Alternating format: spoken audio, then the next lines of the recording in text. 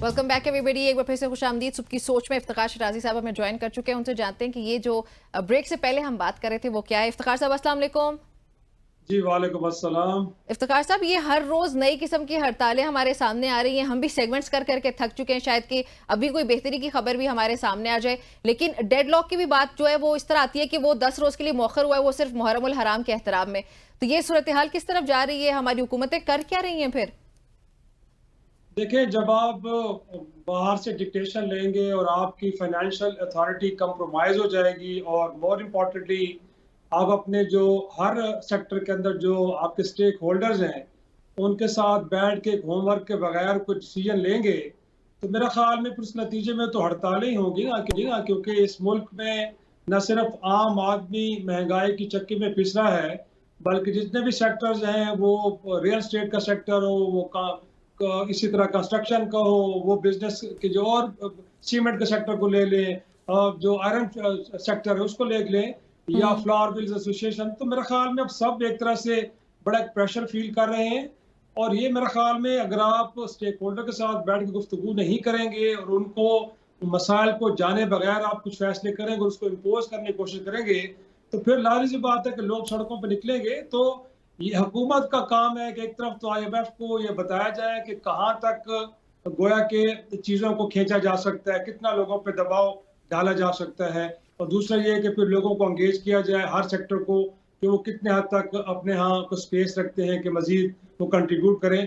तो मेरे ख्याल में यहाँ पे प्रॉब्लम ये है कि हम बैरूनी डिक्टेशन, बिलखुसूस आईएमएफ की डिक्टेशन को ले रहे हैं, क्योंकि हमने हुकूमत करनी है, हुकूमत बचानी है।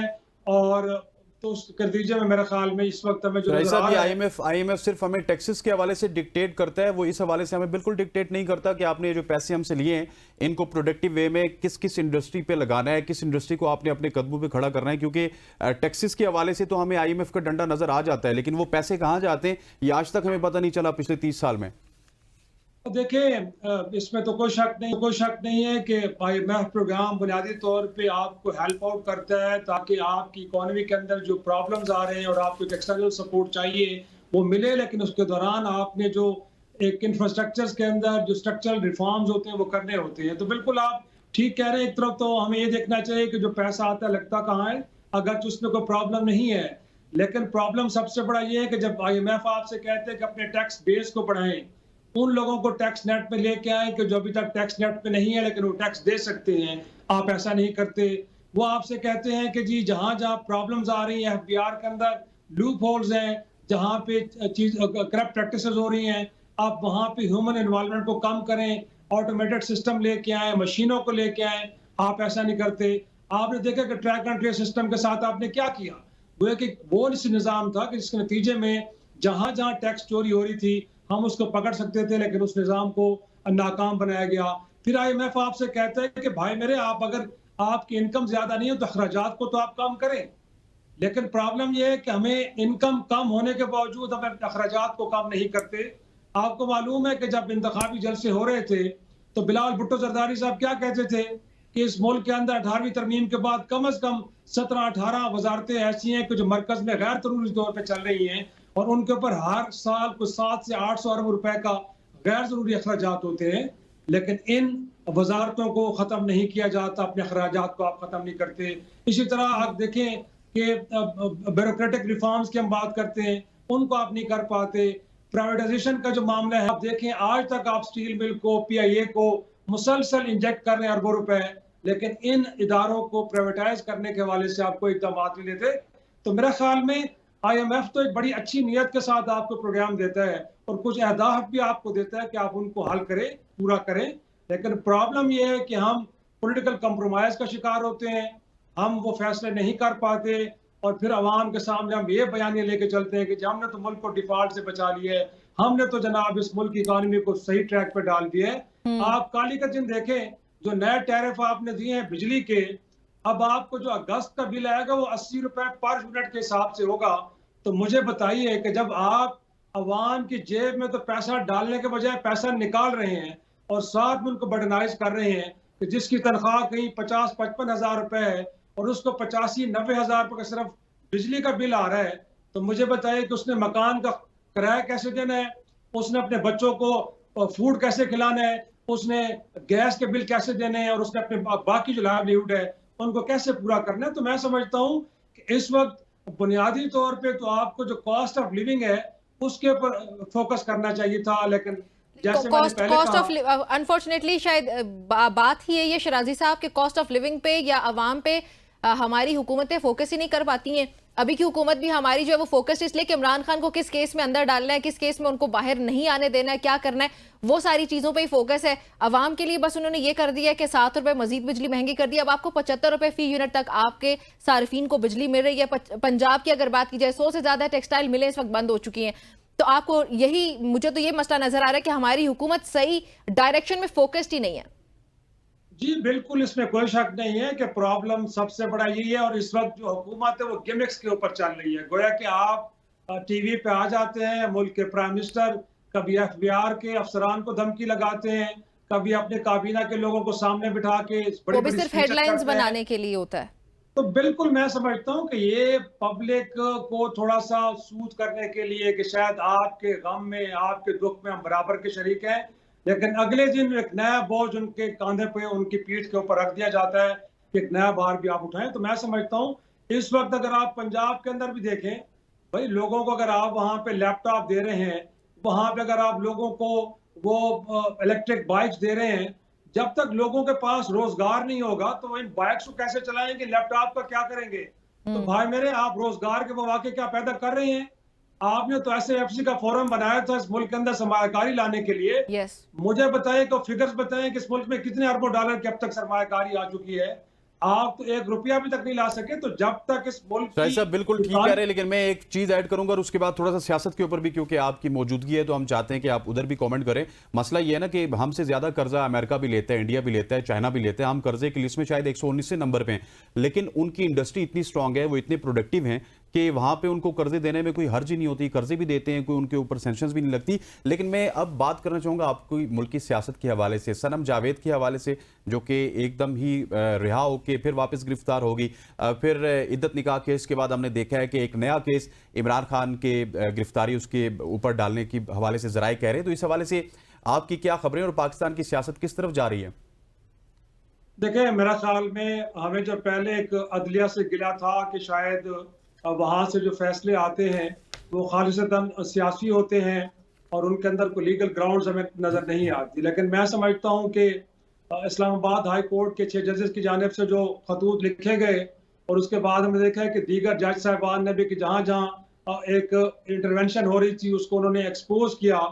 और फिर हमने देखा है कि बिलखसूस जो मखसूस नशिस्तों से मुतालिक केस था कि जिसमें चीफ जस्टिस ऑफ पाकिस्तान अकलियत के साथ खड़े थे और बाकी अक्सरियत ने वो तमाम नशिस्तें तहरीक इंसाफ को वापस की और साथ में इस बात को भी इस्टेब्लिश किया कि तहरीक इंसाफ के अगरचे इंट्रा पार्टी इलेक्शन कलअदम करार दिए गए थे, लेकिन वो जमात कलअदम नहीं है, वो एक सियासी जमात है, उसको पार्लियामान में होना चाहिए।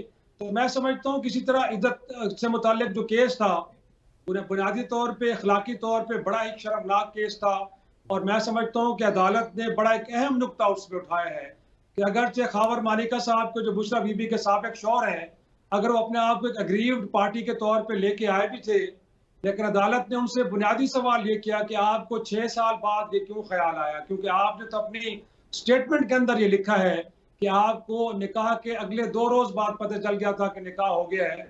तो मैं समझता हूँ कि इन तमाम केसेस की नौइयत, और ये नहीं, इससे पहले माजी की तारीख भरी पड़ी है कि सियासी बुनियादों पे मुकदमात कायम किए गए और फिर जाहिर सी बात है इन मुकदमात का जो शराजी साहब शायद फ्यूचर में भी हमें यही लग रहा है कि यही सियासी बुनियादों पर ही सियासी केसेस बन रहे हैं। असल में इनका कोई कानूनी, अगर एतबार से उनकी बात की जाए, कानूनी नुकात को अगर देखा जाए तो वो इतने स्ट्रॉन्ग हमें नजर नहीं आते। अब ये तोशाखाना 2.0 है, ये उसकी बिल्कुल कॉपी पेस्ट हो गया भाई। अब मतलब उस केस में एक्विटल भी आ रहा है या नहीं भी आ रहा है वो एक अलग डिबेट है, लेकिन ये 2.0 है क्या ये केस? आपको इसमें क्या नजर आता है इसके कानूनी नुकात की अगर बात करें तो?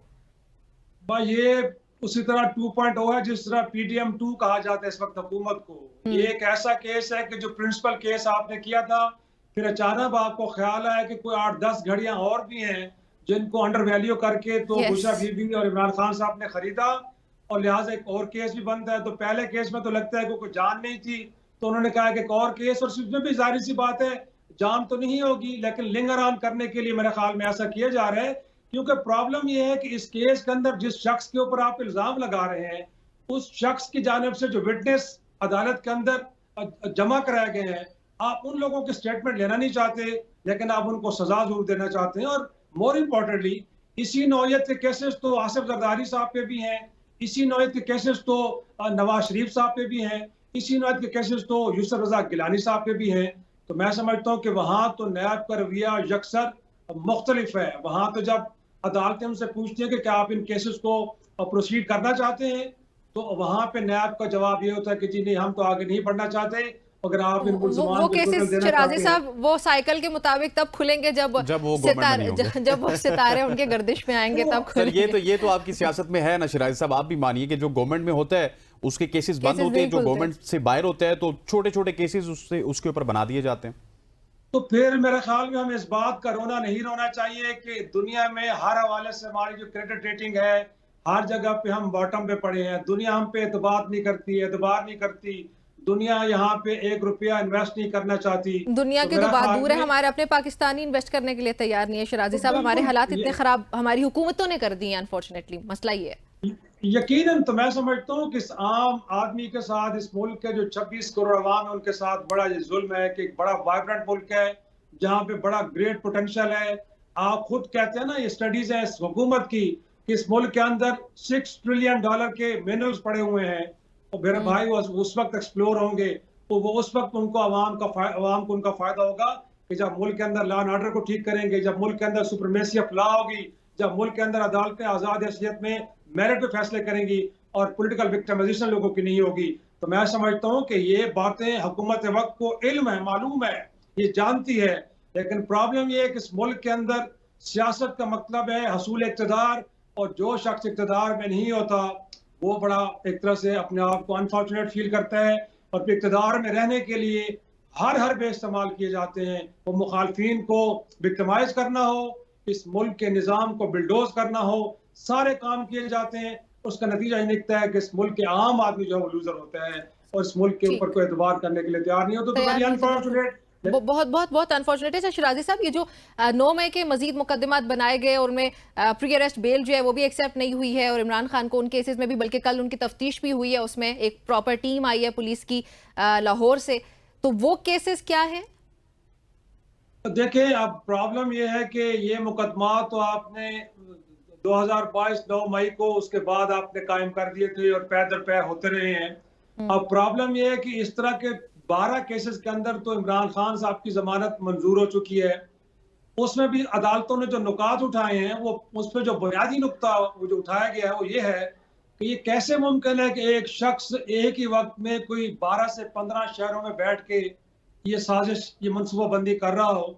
उस वक्त भी इस्तगासा के पास ये जवाब नहीं था कि उस वक्त इमरान खान 10 से 15 शहरों में एक वक्त कैसे हो सकते हैं। तो मेरे ख्याल में इस तरह के मुकदमात के जो उजलत में बनाए जाते हैं, उसमें इस तरह की कानूनी नालायकियां वो सामने आती हैं कि जिसके बाद इस्तगासा ऐसे मुकदमात को डिफेंड नहीं कर पाता। तो अब भी लगता है यही है। और इसमें तो आप देख लें ना कि अगर आपने ये केसेस बनाए थे तो क्या जरूरत थी कि आप मुख्तलिफ मुकदमात में उनकी बरियत का इंतजार कर रहे थे और फिर उसके बाद आप सर ये बेसिकली पैगाम भी तो पहुंचाया जाना है ना कि आपकी बरियत तो हो चुकी है लेकिन फिर भी आप अंदर हैं फलां केस में, तो लिहाजा जो हम कह रहे हैं वो मान जाइए। जी बिल्कुल, हम कह सकते हैं कि इनकी भी जो इस वक्त इनिशिएटिव है जिसमें गिरफ्तारियां हो रही हैं, सनम जावेद हो, इमरान खान साहब हो, बुशरा बीबी या तहरीक इंसाफ के वो कायदीन के जो मेरे ख्याल में अभी तक उस पेज पे नहीं आ सके कि जिन पे उनको लाने की कोशिश की जा रही है। तो ये टूल्स होते हैं, टैक्टिक्स होते हैं जिनको इस्तेमाल किया जाता है। लेकिन हम उम्मीद करते हैं कि अदलिया थोड़ा सा रिस्पॉन्ड कर रही है और अगरचे लोअर कोर्ट्स के अंदर ये रिमांड मिल रहे हैं, जमानतें मनसूख हो रही हैं, लेकिन उसके बाद हाई कोर्ट का फोरम भी है, सुप्रीम कोर्ट का फोरम भी है। तो मैं समझता हूँ कि जिस तरह ये मखसूस नशिस्तों का मामला है, जिस तरह दीगर साफर केस के अंदर उनकी सजाओं को कलअदम करार दिया गया है, या जिस तरह तोशाखाना के अंदर सजाओं को एक तरह से मुअत्तल किया गया है, तो मैं समझता हूँ कि यहाँ पे भी ज्यादा देर तक अब कस्टडी के हवाले से आप नहीं रख सकते। अल्टीमेटली जब हाई कोर्ट के सामने आपको जाना पड़ेगा तो इस्तगासा को ये बात साबित करनी पड़ेगी कि वो कौन सी ऐसी इन्वेस्टिगेशन है तो जब भी दरकार है, वो कौन सा एविडेंस है कि जब तक कलेक्ट नहीं कर पाए कि आप मुलजिम को इतनी देर तक कस्टडी में रखना चाहते हैं। तो मैं नहीं समझता कि इस्तगासा अपने किसी भी नुक्ते को वहां पे डिफेंड कर पाएगा और अल्टीमेटली हाई कोर्ट से या कम से कम सुप्रीम कोर्ट से अगले 2-3 माह में इतना वक्त लग जाता है, लेकिन इससे ज्यादा आप इस चीज को नहीं खींच पाएंगे। अच्छा सर जी, ये बताइएगा कि एक तरफ मखसूस नशिस्तों का फैसला हुआ, हमने देखा कि पाकिस्तान तहरीक इंसाफ के कारकुनों को किसी किस्म का सेलिब्रेट नहीं करने दिया गया, दूसरी तरफ अब आवाम तंग हो चुकी है लेकिन एक साथ फैजाबाद में आके बैठ चुके हैं, इसको आप किस तरह देख रहे हैं? जी, मेरे ख्याल में वो एक अलग नौयत का बहरहाल केस है। आपको मालूम है कि इससे पहले तौहीन आमेज जो खाके थे उससे मुताल्लिक भी इसी तरह की सिचुएशन अब पैदा हुई थी। लेकिन टाइमिंग बड़ी मैटर करती है शराइज साहब। यकीनन जब लोग सड़कों पे आ जाएं और उसके बाद आपके लिए जो लोगों की जिंदगी को एक तरह से वो मुतासर कर रहे हों, तो हुकूमत इस तरह की चीज़ों को इग्नोर नहीं कर सकती। तो मेरा ख्याल में बुनियादी तौर पर माजी में भी एंगेजमेंट का रास्ता अपनाया गया था और स्पेस देने का रास्ता अपनाया गया था। तो इस वक्त भी मेरा ख्याल में आपको याद होगा कि उस वक्त तो TLP को कलअदम करार दे के फिर चीज़ों को रिवर्स बैक किया गया था। बिल्कुल। तो मैं समझता हूँ कि आज भी गुफ्तगू की जाए, समझाया जाए, और मोर इम्पोर्टेंटली जो आप कह रहे हैं कि तहरीक इंसाफ के कारकुनों को वो मखसूस नशिस्तें हों या सनम जावेद की रिहाई, फिर गिरफ्तारी या दीगर मामला कि उनको जलसे नहीं करने दिए जा रहे। तो पॉलिटिकल स्पेस जब आप छीनते हैं तो इससे जो है वो माशरे के अंदर एक इस्तिराब, एक बेचैनी पैदा होती है, और मोर इम्पोर्टेंटली जो मुल्क के बारे में इंडिकेटर्स हैं वो नेगेटिव होते हैं। तो ये एक रास्ता माजी में भी कुछ सूदमंद साबित नहीं हुआ, अल्टीमेटली इसका हमें नुकसान हुआ, तो अब भी हम कह सकते हैं कि इसका नुकसान ही होगा। तो बेहतर ये है कि इस वक्त अगर देखा जाए तो नंबर्स के हिसाब से पाकिस्तान तहरीक इंसाफ अब पार्लियामान के अंदर सिंगल लार्जेस्ट पार्टी है। गोया कि उसकी नशिस्तें को तकरीबन 114-18 हो रही हैं। तो कितनी बड़ी जमात, कितनी बड़ी वाइब्रेंट अपोजिशन, और अगर आप समझे कि उसको इग्नोर करके, उसको पाबंद सलासिल करके, उसके कारकुनों को बाहर निकलने से रोक के आप मुल्क को चला पाएंगे, तो यकीन जानिएगा, आज ये लिख लें, इस मुल्क में जितने बड़े फोरम भी बना लें, जितनी बड़ी वन विंडो ऑपरेशन शुरू कर लें, इस मुल्क में कोई सरमायाकारी करने के लिए इस मुल्क के अंदर ना तो मईशत का पहिया चल पाएगा और ना ही आप इकोनॉमिक इंडिकेटर को ठीक कर पाएंगे।